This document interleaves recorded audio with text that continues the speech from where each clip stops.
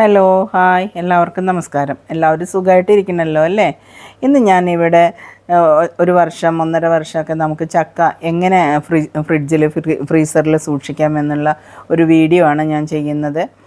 അപ്പോൾ ഇപ്പോഴൊക്കെ ചക്കയുടെ സീസണാണല്ലോ. ചക്ക എല്ലാം ധാരാളം കിട്ടുമ്പോൾ നിങ്ങൾ ഇതേപോലെ ഒന്ന് ഒരു പ്രാവശ്യം ഉണ്ടാക്കി സൂക്ഷിക്കണേ.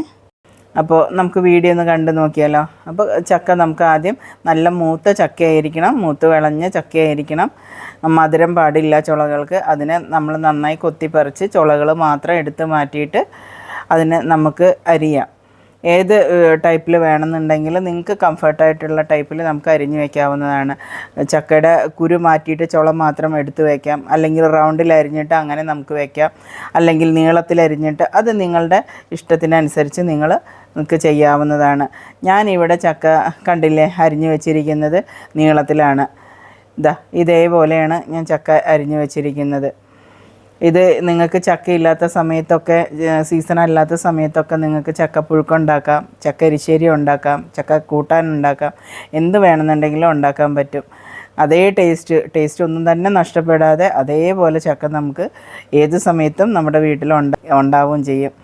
അപ്പോൾ ഇനി നമുക്കത് വേണ്ടത് ഇതേപോലെ നമ്മൾ ചക്ക അരിഞ്ഞെടുത്തതിൻ്റെ ശേഷം ഒരു ഇഡ്ഡലി പാത്രത്തിലോ അല്ലെങ്കിൽ ഒരു സ്റ്റീമറിലോ കുറച്ച് വെള്ളം വയ്ക്കുക, തിളപ്പിക്കുക. നല്ല തിളച്ചതിൻ്റെ ശേഷം നമുക്ക് അതിൽ ക്വാണ്ടിറ്റിക്ക് അനുസരിച്ചിട്ട് ചക്ക കഷ്ണങ്ങൾ ഇട്ട് കൊടുത്തിട്ട് അത് നന്നായിട്ട് അടച്ച് വയ്ക്കാം.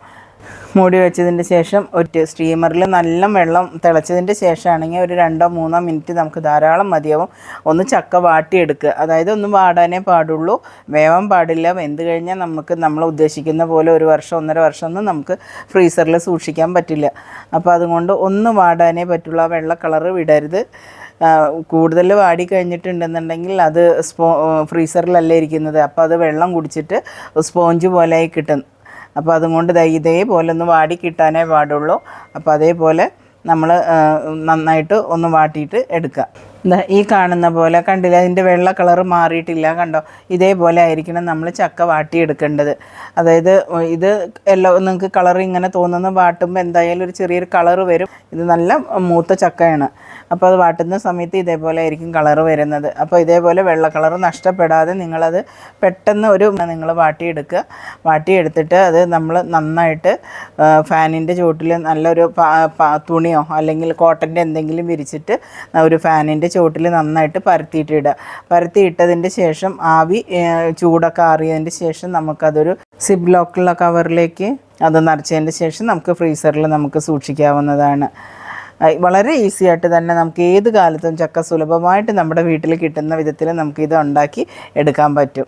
ഞാൻ കഴിഞ്ഞ വർഷം ഫ്രീസറിൽ സൂക്ഷിച്ച ചക്കയും കൊണ്ടൊരു ചക്ക ചെറുപയർ എരിശ്ശേരി എന്ന് പറഞ്ഞിട്ടൊരു വീഡിയോ ചെയ്തിട്ടുണ്ട്. അതൊന്ന് കണ്ടു നോക്കൂ കേട്ടോ. ഞാൻ ഈ വിധത്തിലാണ് 1 വർഷത്തേക്ക് ചക്ക സൂക്ഷിക്കാറുള്ളത്. അതാണ്.